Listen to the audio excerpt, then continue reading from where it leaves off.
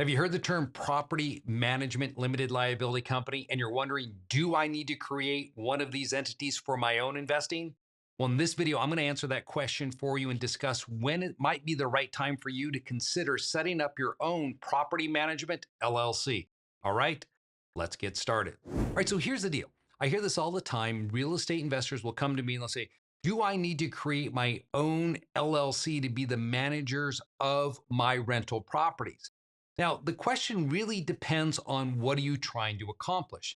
Now, I'll often tell people, listen, if you're self-managing your real estate and you do not want your tenants to know that you are the owner of these properties, then it is ideal to create a property management entity. There's many things that this will do for you.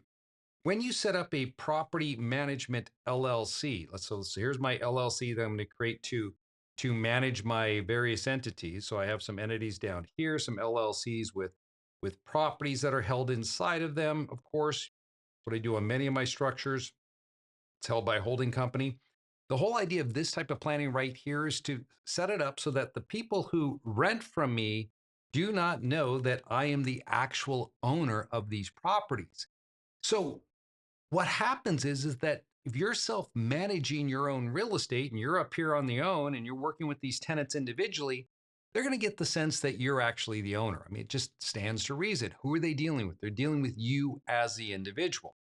So if you've gone to all the trouble to create an anonymity structure here so that if people look at the LLCs, they see Wyoming and they don't see you, you can blow it if you're the one out there holding yourself out as the individual property manager.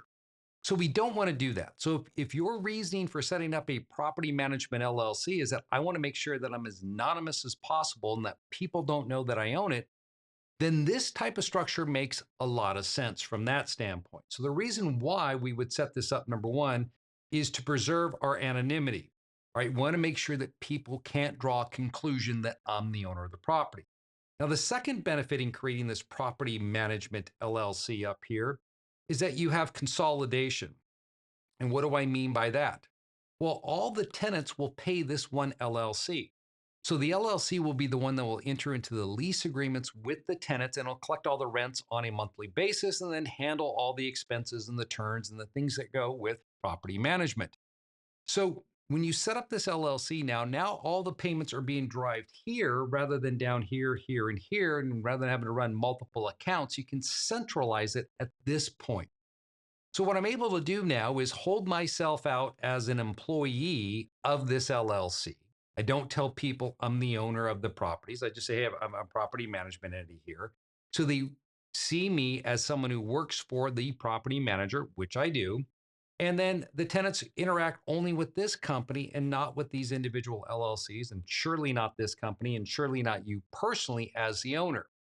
So that really checks some boxes there that I think if you're in that position right now where you're self managing and you want to centralize and you want to keep that anonymity up, then I would set up a limited liability company in the state where the properties are located. Now that's key. The LLC needs to be registered in the state where the properties are located. So if I was self-managing properties here in, say, New Mexico, right? These are all New Mexico properties, and this would need to be registered in New Mexico as well. And one thing I want you to know about creating this entity, it's really important here, is that when you're setting up this LLC, there may not be any tax reasons why we're doing this. It's just purely for consolidation and anonymity. I'm going to cover the tax reasons in just a moment, but if all we're concerned about are those two things, when you set this up, you should set it up as a disregarded limited liability company. So it does not have to file a tax return. Because what we're going to be doing here is making sure that this LLC makes zero money. All it's doing is collecting the rents, as I talked about, and then it'll distribute all the money back down here to the blue box, and then it'll come out to you as a distribution. So from that standpoint, I like this structure. Now, if you're one of those who's looking for tax savings, that's where it can get a little more complicated in determining whether or not you should create a property management LLC, because now we need to evaluate the actual assets themselves. And what do I mean by that? Well, here we have, so again, three LLCs and we have three properties inside of it. And what I typically tell people when they're considering setting up a property management LLC for tax savings And what they're thinking of is, hey, I'm going to create this LLC up here. This is my Property Management LLC. And generally speaking, we're going to treat it as a C corporation for federal tax purposes. Now, a C corporation is taxed at a flat 21% on its income. But that's not the full motivation here. The motivation in creating this type of entity for tax savings is that I don't want income flowing down to me individually, through these red boxes to the blue box and then down onto my 1040. I want to get some of that income off my tax return. Now, who might this be interested in this type of strategy? Well, let's assume that you've depreciated your property, fully depreciated, or you did a cost seg and you sucked up a lot of the depreciation. So now you have more income than you do deduction. So maybe on an annual basis, I'm showing $40,000 a year in taxable income from my rental properties because I just don't have the write offs anymore because I've already used them up. Well, in that situation, do you want this 40K taxed down to your tax bracket? Maybe you're an effective tax rate of 37%. Well, a lot of people tell me, no, I'd rather not pay 37% on that rental income. So then how do we reduce that for you? Well, that's again where this LLC comes in that's treated as a C Corp. We start charging a management fee to manage our property. So unlike the previous example where there was no management fee involved, in this structure, we're actually charging a management fee. And so what that's designed to do is reduce the amount of income that flows down to us individually. So what could that management fee be? Well, it has to be reasonable. And that's why I stated at the very outset of this section that when you're thinking about using a property management LLC for tax planning, you really got to run the numbers to make sure it works in your favor because you just can't pick an arbitrary number. Now, some of you may say, well, I'm making 40 grand. I don't want to make 40 grand. I'm going to pay this company a $40,000 management fee. Good luck because you wouldn't hire someone else to manage 3 properties for $40,000.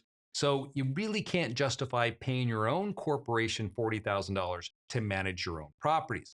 So what you need to look for is something that's considered to be reasonable.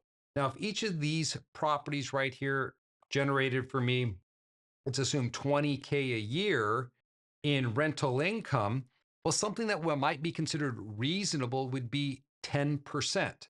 Okay, so 10%, as you can see, times 60,000 is $6,000 that I would be moving up there that would not be taxed down to me. So my savings here is 6K at a 37% tax bracket. It's about what, $2,500. So I just saved $2,500 in taxes by taking $6,000 and paying it to my corporation for serving as my property manager, because that is a deduction to my rental income. Now, although that may sound attractive because now you have the 6K up there, and if you're wondering, what do I do with that money? Well, obviously is you spend it, right, in a tax deductible way.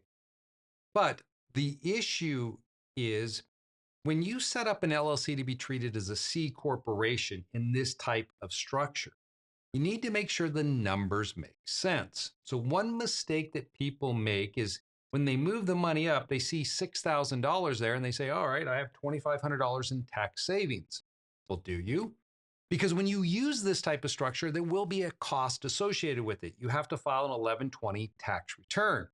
So that tax return that you're going to be filing, let's say that costs you $1,200 a year.